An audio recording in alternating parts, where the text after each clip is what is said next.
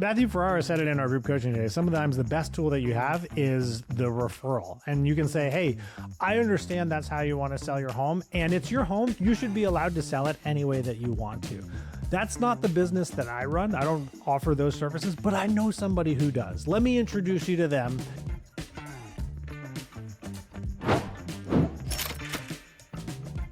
Welcome back to 10 Tenths, where we coach agents out of burnout into high-performing businesses that fuel their lives. We're excited to have you all with us today. We got a great topic that came out of our group coaching that we do in the 11 Circle inside 10 Tenths. So we're going to have some fun talking about that today. Matt, good morning, sir. How are you today? I'm doing great, man. We've been sitting here chatting about a lot of things. We're both pretty fired up about real estate and the industry and all this stuff. And we just had a great group call, as you said, and I'm excited to dive into this topic. If you guys ever want to join us on one of those, you can reach out to Garrett and I directly. We'd love to give you a tour of our community, or you can just join our community for free. Go to our website, download the app, join the Engagement Engine webinar. It's a free training that we have out there for you guys to understand some of the frameworks that we put into play in our group coaching. Would love to see you guys there. So, yeah. But, Garrett, we're going to talk about laundry today. We're gonna do a laundry day. We're like, wait, laundry? The reason, okay, so this came up on a coaching call that I was having, a one-on-one. It's an individual coaching call I was having the other day. A gentleman I've coached for many years, and we're talking about his business currently right now. And he's like, I've got a client that he's like, won't listen to what I need to do. He goes, I knew what I was doing was wrong up front when I took the listing. Every bit of me, we were actually describing it as a pan. It's like a child where you're like, don't touch that, the pan's hot. And there's that part of them that's just like, oh, you got to touch it. Like, I got to touch the pan, and they burn themselves. You're like, what did you do? Like, I told you the pan was hot. You're going to burn yourself. Well, this was one of these situations where he was like, I knew this was a bad situation getting into it. I knew the pieces of the puzzle that were going to make this be successful weren't there. And I did it anyway. He was so frustrated with himself. He said, I did it anyway. And we started talking about these situations that we can create. And we don't even realize how fast we can create them. And the more leads and the more opportunities that are coming in when we're moving so fast. And we've been trained in this industry, Matt, just get the listing. Just get the listing and figure it out. Just get the buyer and figure it out. And there's a place in your business when you're creating enough opportunity and you start bringing these people in. We started referring to it like a wet blanket. And I want all of you listening right now, I want you to be thinking about this. Think of like the biggest comforter you have in your house. And I want you to stuff it into your washing machine and wash this thing. And then there's this moment that you're going to haul it out. Go back to the good top loading washer, not the front loading, the top loading washer. Pull that thing up, every bit of your force that you're doing to big this thing up. And then imagine shoving it into your dryer with that little voice in your head of going, can it handle this? Like, is this going to blow up my dryer? Maybe I should let it just air dry outside for a little bit because this is a bad idea. That wet blanket. Think about that thing, like put it up on your shoulders, just kind of draping yourself in it. Try to figure out your day, move around, do the things you're supposed to be doing. Unfortunately, like this is what happens when we take on a client like this, Matt. And it's all consuming and we don't even realize it. It's all consuming in the fact that here we've got this client, they're not willing to do what it takes. They're priced too high. They're not willing to do the work that we need them to do to get that home ready for market, or now that it's on the market to make it sellable. And now we're at the gym and we're supposed to be working out, but our brain is just churning on this client and we're not 100% focused here. Well, now we get to go to the, hang out with our kids and we're supposed to be at the park and we're supposed to be focused with them. And our brain is just churning in the background with this deal and this person. And how am I going to do this? God, what am I doing? Maybe I should let them go. What are we going to accomplish here? But now we're at date night with our wife or, our significant other. And we're sitting there, we're going, I should really be here 100% focused with them. But this damn listing, like, how am I going to get this thing sold? And I started to think about it in the marketplace that we're in right now, Matt. All the moving parts that we have. How many wet blankets do we have? And it was funny on the group coaching because a couple of our people were like, yeah, I've got about 5 or 6 of those right now. Yeah. And how do we protect ourselves from this? And that's what was so great out of the group coaching. And that's why we wanted to talk about this today on the podcast. I think it's such a great analogy because we do carry them around. I think someone had commented like these things affect your entire life. And I do want to say that there is a difference between having a challenging client and situation and a wet blanket, right? Yes. Because there are some scenarios where, man, the market's moving in a way where we're just having a challenge, or a client has a certain, they're just tough, not tough personally or emotionally. They're just tough. They're like, hey, you said you're going to do these things. Like, or is this going to get done, or this? They're not pushing back on things. They're collaborative, but they're tough.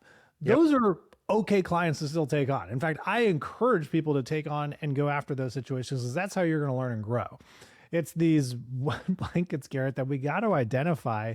And what I've seen is the reason why a lot of these things are getting taken on is twofold. One, either we have forgotten still somehow, even though COVID now is like 6 years ago, we've like have not rebounded from our bad habits that we built during that time. And we're just like, oh, just take everything on. Don't worry, it'll sell at some point. It's still a seller's market. It's going to happen. Or we're just not qualifying people. We're not asking the questions. We're not qualifying the people that are coming in. Or we're tight for cash. And we're just like, I just need to take anything that I possibly can because something's got to sell. But Matt, All of those situations are bad. Your last one produce good results. Your last one you just said is the fastest way for a business to go out of business. Yep. When you're sitting here going, I'm tight on cash, so I've just got to take this and I got to make it work. Well, I hate to say it, that's going to be the most expensive thing you're going to have. And then at some point, that person who isn't willing to do what it takes to sell, they're not willing to price accordingly, the listing expires. And I hate to say it, there's a lot of agents out here who haven't had to deal with expiring listings. Like, that can happen. We're entering into a marketplace where listings will expire. We'll let them go. And what happens is that listing expires, and you have all these marketing dollars and all these things and all the staging fees and all that stuff that is just, oh, I took it on because I need to get paid. And it actually cost me money. It cost me money. It cost me time. And then all the other emotional damage because you were so unhappy and focused on this deal over here, you weren't able to help the real people that needed your help. And it's really important, Matt. You said the other thing is that we're not talking about like easy deals. Like, there are challenges that need to be worked through out here. And those deals that you're talking about, this is where we create raving fans. You will never create a raving fan out of a wet blanket type of deal. Yeah. They're never going to walk away going, you were amazing. They're the ones that are texting you going, what the hell? I feel like you're not doing the marketing. I feel like you're not showing up. Why haven't you done more open houses? Why haven't I seen my listing online? Why haven't I seen it? It's like, whoa, like those are the people that aren't willing to do the stuff, but they're going to rip apart all of everything you're doing over here. Those are not the raving fans. They'll never be. Difficult deals, when you help somebody to the other side, they will praise your name to the world. Those are good deals. 100%. And this is a harsh truth of all that too, Garrett, which is if we have on too many wet blankets, whose fault is it? Right? Who put them in the washer? You're the one that put it in the washer and then decided to carry it around like it's your brand new cloak. I have a picture with Kevin with like 5 big comforters on his back, just knees giving out, walking around. By the way, Kevin, none of you really know Kevin. Kevin's an amazing agent, by the way. So I'm not Kevin's picking awesome. on Kevin. He is fantastic. But well, Garrett, I mean, and I don't mean this as fault as like, oh my gosh, shame on you. What I mean is there should be an identifier that there needs to be something that's changed in how we run our process. So we can either identify this wet blanket or have them opt out before we go down the path, because everything is there. Everything is clear. Like, we know the systems, we know the processes. Like you mentioned, Garrett, like, why haven't I seen my property here or there or whatever? To me, that's probably, we went into a situation and we didn't clearly communicate what we were going to be doing for marketing, right? Yeah. We didn't clearly communicate why we do or do not do open houses, where this property is going to be distributed, who is going to see it, how is the seller going to see this thing, what's going to happen on the weekly update calls. This sounds like a lot, But if you have a process that goes through all this stuff, it's not a lot, Garrett. Like you can manage all these things. Well, it's funny. The agent that led this whole podcast originally, the one-on-one coaching client, was interesting because like what we then started to focus on with this potential wet blanket that was, chewing him out over all the stuff that he wasn't doing. We went back then to the profile of home buyers and sellers, which I hope you all download, take a look at. It's part of you being a member of the National Association of Realtors. And that he went into that. He has never spent time in that document. So all of a sudden, when this client is going, why aren't you doing this? Why aren't you doing that? He now has a whole sheet to sit back and go, well, this is why we're not doing this. Because it's not where buyers found their home. This is not the thing that's going to make us successful in getting the price that you want. Like all these things, we're doing the stuff that is the highest probability and the highest priority to getting you to where you want to go. Now I need you to do what you need to do on your side, which is we have to get this thing priced accordingly. Yeah. And I think one of the interesting things is that you said, opt out, Matt. And I think part of when you explain the marketplace, and I know a lot of people go, well, I don't want to scare them of the marketplace. I personally, if there's a difficult market in front of us, I've used traveling through the Amazon a couple times as an example. There are people that are like, we're going for a hike? A hike? Oh, this is great. What's it called? Oh, it's the Amazon. What is the Amazon? This is kind of fun. Let's go through it. And then you go, let me explain to you what the Amazon is. And the hike we're about to go on. Your phone and you get to choose products, and then they show up to your door with so cool. in a cute little blue vest. They come and drop things off. And the travel agent is going, I don't want to explain to them what the Amazon really is because they may not book the trip. They may not want to go if I really told them what they're going to see on this vacation. Well, all of a sudden you have two options. You have the person that's in the Amazon who never should have been on the Amazon. They should have been on the bike trail by the river. That should have been the hike they should have been going on. But now they're in the Amazon and they're pissed off at their travel agent for putting them in this area. The reviews are coming back going like, you never told me, this is horrible. I don't even know where my spouse is. We lost him on day 3. I don't know if there's a tribe we ran into. Like there's all kinds of stuff that's happening in this situation. There were no cute blue vests. Where are the blue vests with the little smiley arrow on it? Like this is not what I was expecting. And then the other side of it is going, here's the Amazon. And the person goes, oh, I don't want to do this. This is not what I want to do. And you get to help them go in a different direction, make a different choice right now. And sometimes that needs to happen in these journeys of going through real estate is we need to be so clear about this is the situation. This is how you're going to be successful. And if you don't want to do these things, it's okay. Don't take the trip. It's totally fine. And we need to be okay with that because that is how you can eliminate yourself from carrying some of these imagine the Amazon where you do take that trip and you're like, oh my gosh, I now have to carry this person all the way through the jungle because they're not physically fit enough to do this. This is a wet blanket. What am I doing here? Why am I on this journey? There should have been hiking with me. We should have been having lunch and brie and drinking coffee together, and this should have been great. But now I'm like carrying this person on my back. They never should have been here to begin with. We need to start paying attention to these deals because one of my friends said it the best. He says, the problem with the industry right now is not leads. People are coming from all over the place saying, hey, I think I might want to, or we might want to buy, we might want to sell. Our number one priority is to figure out who are the right people that we need to be spending time with right now, because very easily you can put yourself with the wrong people. And that takes all the fun out of this business all day long. It does. It does. And, we've all had that too. So, I mean, if you're sitting with a few wet blankets, it's okay. You can figure out a way out of it, right? I was talking with Matthew Ferrara about it. So he was on actually in our group call, and we had him, called him afterwards. And he said, you know what? That happens in any industry, in any business. He said, the minute I brought that up, he all of a sudden was going back to all of his, some of his coaching clients and going, oh, that coaching client is a wet blanket right now. It can happen in any industry, anytime, any skill set. You all of a sudden go, oops, I just did that. And you have options of what you can do, right? And it's not that a wet blanket can't be fixed. You might just have to decide, do I need to throw this thing out on the line for a little bit before it goes into the dryer? Maybe I got to be careful about shoving this thing into the washing machine in the first place. And I know this is a very weird analogy, but I'll share a story from my friend who's a home builder. And I'm going to switch up some stuff because I'm not sure you'd want me sharing this, but he's working on big project, most expensive build he's ever done, tens of millions of dollars, right? Really tough client. And he talked to me about this multiple times because the client was just really bugging him. And he wasn't even the primary on the project because he has a brother that also builds with him. And so he wasn't even the primary, but the guy's like, well, I got to have all the owners there, right? And he felt like he was swinging his money around a little bit in this situation. And he's like, I broke some of my rules on this. And he's like, I'm paying for it now. But halfway through, he also had his decision to make because he wanted to go on this trip. But he's like, but we're going to be finishing that day. I'm not the primary. I don't have to be there, but I feel like maybe I need to be there. What if he wants me there?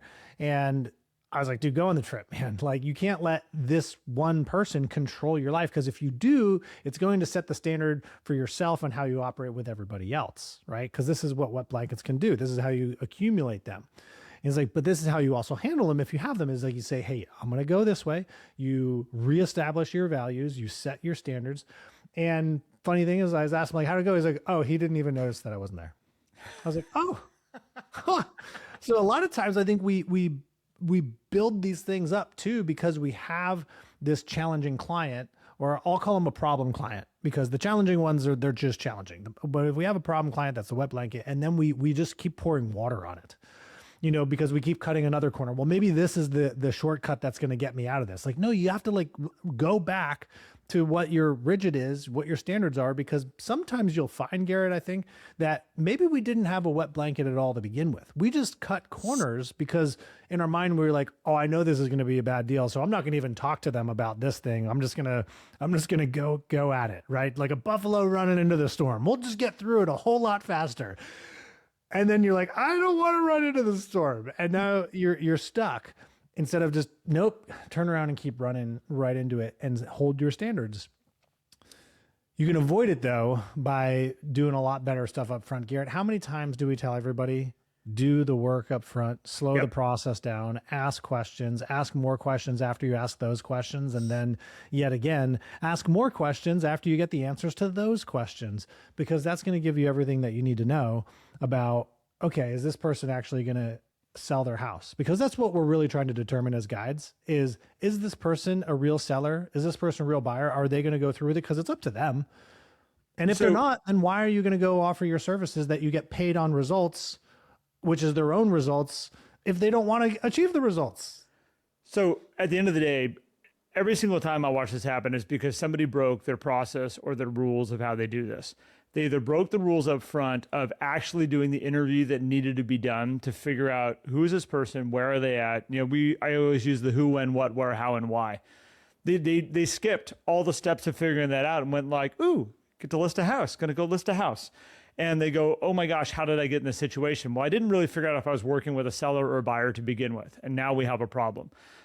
They don't have the answers. The seller doesn't have the answers, and the agent doesn't have the answers to who, when, what, where, how, and why.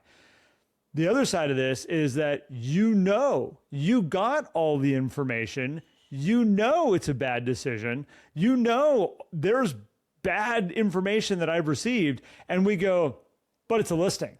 You know what? I'm going to just do it and we'll just see. And that little voice in the back of your head is going, do not do this. You know this is wrong. Like, don't do this.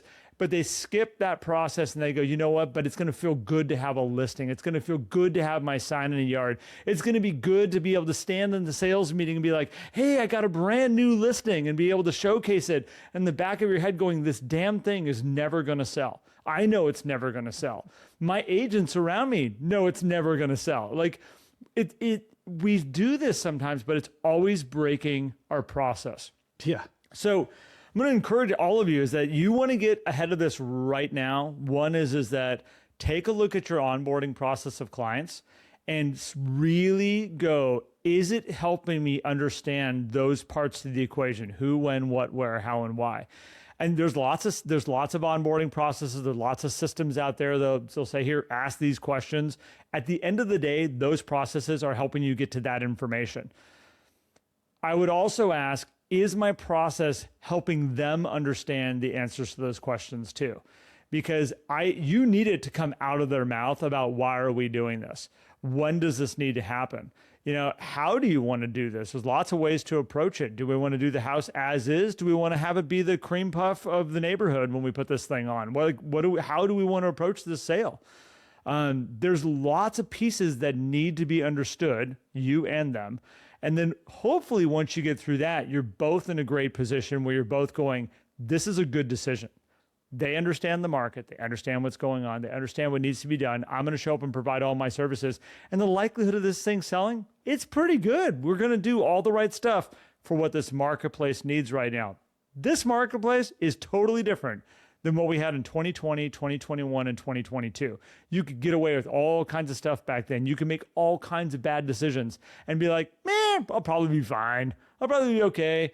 It's like there's certain cities that you can walk around draped in gold chains and be like, I'll probably be okay. I can wear this here. I'm in this certain section of Paris. Everybody gets dressed up like this. And then you take that same outfit and you put yourself in you pick the town, you pick the street, and go, your life expectancy just dropped. Like, the chances of you making it to the end of the block dressed the way you're dressed is bad. We all know it. And we want to make sure that, like, we're putting ourselves in a situation that both parties are going to be successful. You're going to be successful. I'm going to be successful. We're both going to have a win here. And that's how you run a great, successful business. You can't take everybody, but I think, Matt, the other side of that is that, can I help them become a seller? Can I help them become a buyer? Have the parts, and this is why it's important for them to answer those questions and to see it, because that's how you can turn somebody into somebody who can make the good decisions, where they're like, maybe I should take the gold chain off of this block. Well, and this is where, if you lay everything out up front, make it abundantly clear on how you are going to guide them, then they have the option to opt out. I would love it if every time we go on a listing consultation, that when the seller says yes, that means we're aligned. And I know that we don't have a wet blanket. If the seller says no, then okay, maybe they just didn't want to use our services. There was something they didn't find value in, or we avoided taking on a wet blanket. But every yes is an absolute alignment. Now, it doesn't guarantee a sale. It doesn't mean we're definitely going to get their house sold or anything like that. I mean, if it was that easy, well, gosh. Anyway, but if you can get to the point where they have the understanding of what it's like working with you, and they understand the alignment, which should be our goal here, because we want them to have the clarity, because clarity creates confidence, and confidence is what creates commitment, which creates commissions, which creates anything else that starts with the letter C if you want to keep the alliteration going. And so lay it all out there up front, get alignment, and that way the yes is a unified yes. The unified yes, that is actually, I think, a really important takeaway from all this, is that when somebody says yes, are we saying yes also? Yeah. When they're saying yes to, I want to price it at this price, this is where I want to be, and they're saying this would be my yes to be able to move forward, are we going, yes, that feels right, that feels like a good piece? If they're going, I want to price it at this price, and we're going, no, you need to step back for a second and go, is this a healthy space for me to get into next? We want to be able to sell our house, but we don't want to have any showings unless you're there. You need to be there for every single showing. You might look at that and go, this is not the best way to get your home actually sold. And they're like, yeah, but that's what we feel comfortable with. It's the only way we're willing to do this. If this is, you can go and just kick your feet to every single showing going, I don't know why I agreed to this. This is miserable. I mean, going to 5 showings a day for this property, and it's not set up properly to get this thing sold. And you're mad at this whole thing, and it's weighing you down. These are these things we got to have a mutual yes to go, you know what? I actually can do that. I can offer that service at this price, all this stuff. More than happy to do that. I love it when they're like, you have a client that's like, yeah, we want to sell our home, but we don't want a lockbox on the house. It's just like, whoa, hold on a second here. But so like, that might be a no, where we're going, oh no, if I'm going to list your house, I need a yes on the lockbox. Well, and Matthew Ferrara said it in our group coaching today. Sometimes the best tool that you have is the referral. And you can say, hey, I understand that's how you want to sell your home, and it's your home. You should be allowed to sell it any way that you want to. That's not the business that I run. I don't offer those services, but I know somebody who does. Let me 100%. introduce you to them, and perhaps they are the one that's going to be the best fit for you in doing this deal. And then you got to walk out of that situation that's going to weigh you down, that's going to have you thinking about, the problems that's going on when you should be doing your cardio in the gym, and you're still going to get paid. Like, the win-win there is just massive. I mean, if they sell it. We underutilize, Matt, the power of a referral. We underutilize that opportunity to be like, all right, so we're not in alignment here. Like this is the services that I offer to what you are trying to accomplish. They just aren't. They are not aligning. Whether it's that, whether they want, we talked about lockbox on the house, like whether it's that or whether it's a price or whatnot. Just saying, I'm not willing to gamble on trying to get that price for you. Now, I wouldn't say that their face like that, but I would say in my mind, at that price, I'm not in, but I have someone who might do it. Like I have an agent where I can sit down with them and say, look, I've got a client. This is the situation. I'm not willing to go in on this one. Would you be willing to take it on, do a referral? I mean, I'd be open with my client. There are agents that'd be like, I would take it because I need a listing. I need my sign in the yard. Great. Have a shot at it. And I have seen deals, Matt, where it's like, I don't think they're going to sell for that price. I'm not willing to invest in my business in that price. And some other agent takes that listing at that price and it goes under contract in 1 week. And it's like, I should have done it. No, you made a good business decision is what you did. Sometimes you win, sometimes you lose. But what if you referred it? There's an opportunity. I mean, it's massive. It really is. I mean, it's funny. I can see you sitting there having a conversation. Hey, I got this client. They're really terrible. I really don't want to do it, but probably it'd be a great fit for you, right? I think definitely don't approach it like that. I think the key here is like the unified yes is an alignment issue. And if you understand the service that you want to deliver, and this is what the reason why we end up in this place is because most realtors try to be all things to all people. Yep. And even you look at the NAR stat, which seems like a really big positive, but in this case, I would look at it as a negative. 70% of sellers interview one agent, right? Okay. Oh, cool. That means 70% of the listing appointments that go on, I'm probably getting the deal. It's like, or it means that most agents just compromise and cave to everything the seller wants. So there's no reason for them to go interview anybody else because, well, this agent's going to do exactly what I tell them to do. Who's driving this bus? Yes, they control the asset. They're going to control the decisions, but you got to control your own process. It doesn't mean you have to force it on the seller, but if they see the value in using your process, we should be aligned and then actually using it instead of them creating something else that now you're trying to conform to, which creates confusion and stress in your own life, which it's just no fun. Well, it's no fun. I think for everybody out here is just, this is a great time to step back, take a look at all your people you're working with, take a look at all the upcoming people you're working with. And I would say first off, stop and say, are these people that are needing to accomplish something? Or are they going somewhere? Are they trying to solve a problem? Get really clear on that. Open up those dialogues, open up those conversations, and then also take a look at the business that you currently have right now sitting in your world. And if you have those properties that you're like, this is the one that's keeping me up at night. And is it keeping me up at night because I care so much about them and I want to see the outcome for them and they're doing all the right stuff and I want to see this work? Everything should be working and we're just trying to figure out the details. That's one thing.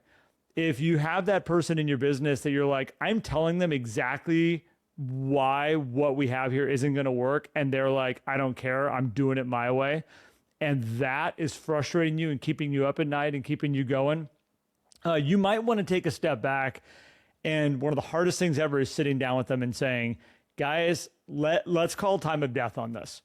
I see what you want to do and what you want to accomplish. I know what it's going to take to get there. You don't want to follow my professional advice.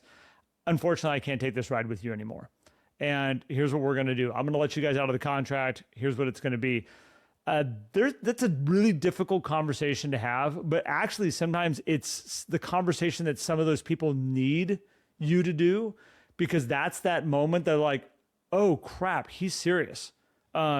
He's not willing to work with us at these numbers. Like, he does not think this is possible.